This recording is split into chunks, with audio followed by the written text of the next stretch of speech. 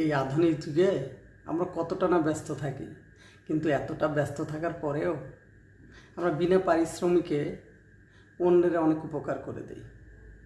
এক পক্ষে উপকার, আবার অন্যভাবে সমালোচনা। কিভাবে বলুন তো? ধরুন,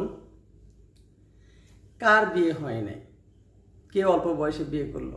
আমরা যদি অল্প বয়সে কারো বিয়ে করা দেখি, তাহলে আমাদের সমাজে কিছু মানুষ আছে, তারা বলে এটি বাল্যবিবাহ।